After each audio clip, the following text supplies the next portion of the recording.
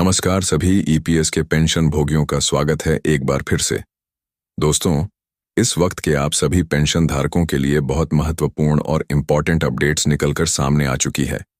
जी हाँ दोस्तों, पहली बड़ी खबर की बात करें तो यहाँ पर जो है ईपीएस 95 पेंशन बढ़कर 8,500 मासिक हुई। साल 2025 में सेवानिवृत्त लोगों के लिए बड़ी राहत बताई जा रही है। तो आखिरकार 500 पर pension EPFO pension hack announcement for EPS 95 pensioners. इसके बारे में क्या बड़ा अपडेट है, इसकी भी चर्चा दोस्तों आज की इस वीडियो के अंदर करेंगे। और इसी के साथ यहाँ पर हम बात करने वाले हैं NPS UPS एवं निजीकरण के यहाँ पर जो है विरोध के अंदर 1 अगस्त को रोष मार्च का आयोजन अटेवा पेंशन बचाओ मंच उत्तर प्रदेश की ओर से किया गया है। तो इसके बारे में बात करेंगे। वहीं 25 नवंबर को दिल्ली भरेंगे शिक्षक और कर्मचारी हुंकार।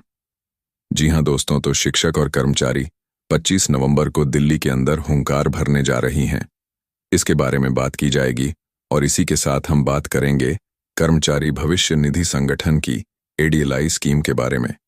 जी हां दोस्तों, अकाउंट में पैसे हो या फिर नहीं हो, कर्मचारी की मौत के बाद नॉमिनी को मिलेंगे RS00। जी हां दोस्तों, केंद्रीय श्रम रोजगार मंत्रालय ने इस योजना के अंदर बड़ा बदलाव किया है जिससे आपको लाभ देखने को मिलेगा। तो इसके बारे में भी दोस्तों आज की इस वीडियो के अंदर बात करेंगे। इसलिए आप सभी से निवेदन करते हैं कि दोस्तों आज की इस वीडियो को आप लास्ट तक देखिएगा। साथ ही हमारे चैनल पर नए हैं तो चैनल को सब्सक्राइब कर दें।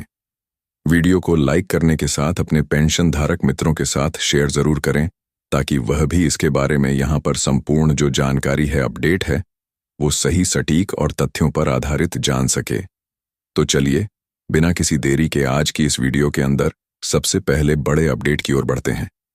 750 पर मंथ कर EPFO pension hike announce for EPS 95 pensioners. जी हाँ दोस्तों, EPS 95 की पेंशन बढ़कर 8,500 मासिक हुई। और 2025 के अंदर जो सेवानिवृत्त लोग हैं उनके लिए बड़ी राहत कौन सी है, चलिए इसके बारे में बात करते हैं। तो पेंशन भोगियों के लिए एक स्वागत योग्य जो कदम है उसको बढ़ावा मिला है। कर्मचारी भविष्य निधि संगठन यानी कि EPFO ने EPS 95 पेंशन योजना के लिए यहां पर पेंशन भोगियों के लिए पेंशन में बड़ी बढ़ोतरी की घोषणा कर दी है, जिससे न्यूनतम मासिक पेंशन 68,000 से बढ़ाकर 500 हो गई है। जुलाई 2025 से प्रभावी होने वाला यह बदलाव भारत भर के 71 लाख से भी ज्यादा सेवानिवृत्त लोगों के लिए बड़ी राहत लेकर आया है। यह फैसला सुप्रीम कोर्ट के आदेश और पेंशन भोगी समूहों की वर्षों से चली आ रही मांग के बाद लिया गया। खाने पीने और दवा जैसी जरूरी चीजों की बढ़ती कीमतों के बीच यह बढ़ोतरी वरिष्ठ नागरिकों को ज्यादा आरामदायक और सुरक्षित जीवन जीने में मदद करेगी। साथ ही बकाया राशि का भुगतान अब जल्द जो है वह किया जाएगा।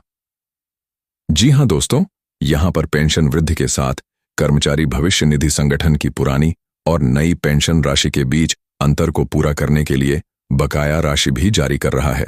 यहां पर जो है भुगतान इसी महीने शुरू होगा और अक्टूबर 2025 तक यह भुगतान जारी रहेगा। बकाया राशि जिसमें ब्याज भी आप सभी को मिलेगा और सीधा आधार से जुड़े बैंक खातों में यह जमा कर दिया जाएगा।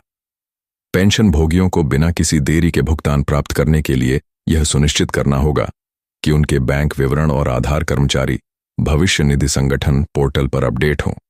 कर्मचारी भविष्य निधि संगठन ने अतिरिक्त लाभों का वादा करने वाले फर्जी संदेशों की भी चेतावनी दी है और सेवानिवृत्त लोगों से केवल आधिकारिक स्रोतों पर ही भरोसा करने का भी आग्रह यहां पर लगातार EPFO की ओर से किया जा रहा है। इसी बीच दोस्तों बात करें तो कौन उठा सकता है इसका लाभ। दोस्तों, ₹17,500 पाने के लिए सेवानिवृत्त कर्मचारियों को कम से कम 10 वर्ष तक EPS 95 योजना में योगदान देना होगा। कर्मचारी भविष्य निधि संगठन में पंजीकृत होना होगा।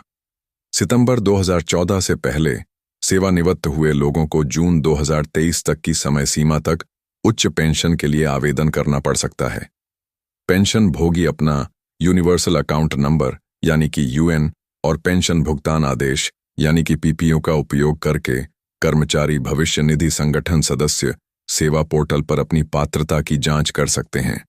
और इसमें कोई समस्या है तो ईपीएफओ के क्षेत्रीय कार्यालय या फिर ईपीएफ आईजीएमएस की पोर्टल सहायता और शिकायतों का समाधान के लिए भी उपलब्ध है। वहां से भी आप अपनी शिकायतों का निराकरण कर सकती हैं।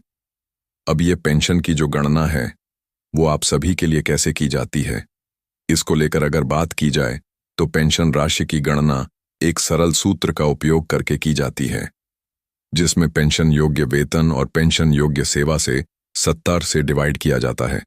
पेंशन योग्य वेतन सेवानिवृत्ति से पहले अंतिम 60 महीनों के औसत वेतन होता है, जिसका अधिकतम सीमा आज 15,000 है, जब तक अधिक अंशदान न किया गया हो। उदाहरण के लिए 20 साल की सेवा और 15,000 के औसत वेतन वाले सेवानिवृत्त व्यक्ति को लगभग 440 मिलेंगे, लेकिन नई न्यूनतम वेतन के आधार पर उन्हें 800 मिलेंगे।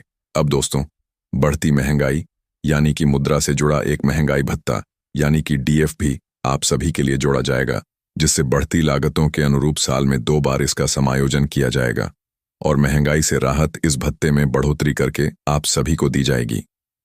बात करें दोस्तों ईपीएस 95 की पेंशन, जो वृद्धि है उसमें मुख्यतः क्या लाभ होंगे, तो न्यूनतम पेंशन 8,500 मिलेगी और बकाया राशि इसी महीने मिलने शुरू हो जाएगी।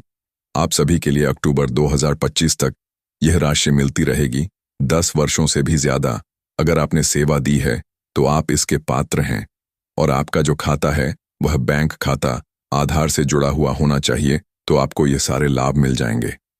पेंशन भोगी को नई पेंशन और बकाया राशि से वंचित होने से बचाने के लिए तुरंत कौन कौन से कदम उठाने चाहिए, इसके बारे में बात करें तो उन्हें जो है कर्मचारी भविष्य निधि संगठन के पोर्टल या क्षेत्रीय कार्यालय में अपना आधार और बैंक विवरण सत्यापित करने होंगे। जिन लोगों से पहले से ही 17,500 से कम पेंशन मिल रही है, उन्हें सत्यापन के बाद अपने आप ही यहां पर राशि प्राप्त हो जाएगी। जनवरी 2025 में शुरू की गई नई केंद्रीकृत पेंशन भुगतान प्रणाली यानी कि सीपीपीएस सेवानिवृत्त लोगों को भारत में किसी भी बैंक शाखा से पेंशन निकालने की अनुमति देती है। पेंशन भोगियों को धोखाधड़ी से सावधान रहना चाहिए। केवल कर्मचारी भविष्य निधि संगठन की आधिकारिक वेबसाइट या सोशल मीडिया पर अपडेट की जांच करनी चाहिए।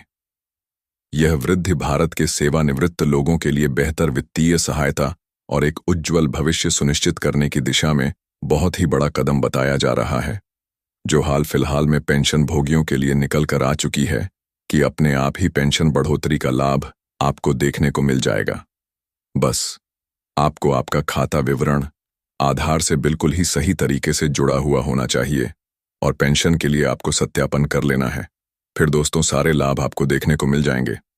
वहीं बात करें एनपीएस, यूपीएस और निजीकरण के विरोध में 1 अगस्त को रोष मार्च। जी हां दोस्तों, अटेवा पेंशन बचाओ मंच उत्तर प्रदेश जनपद शाखा की जिला अध्यक्ष उमेश कुमार राजपूत की अध्यक्षता एवं जिला कोषाध्यक्ष विनीत कुमार गहलोत के संचालन में वर्चुअल बैठक हुई है। बैठक को संबोधित करते हुए प्रदेश उपाध्यक्ष और पश्चिमी जोन प्रभारी चंद्रहास सिंह ने कहा कि परिषदीय स्कूलों में पेयरिंग की आड़ में गरीब छात्रों की शिक्षा से वंचित शिक्षा के अधिकार की हत्या करना।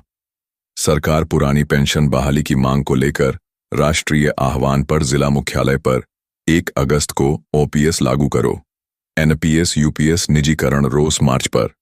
यहां पर 5 सितंबर 2025 को शिक्षक दिवस के अवसर पर देश भर के सभी शिक्षक एवं कर्मचारी एक साथ ओपीएस के लिए सामूहिक उपवास कर 1 अक्टूबर 2025 को एनएमओपीएस के राष्ट्रीय आह्वान पर गांधी जयंती की पूर्व संध्या पर social media x all India Twitter campaign NMOPS के अखिल भारतीय बैनर के तले राष्ट्रीय आह्वान पर 25 नवंबर 2025 को दिल्ली में देश भर के शिक्षक और कर्मचारी पुरानी पेंशन बहाली को लेकर जाएंगे।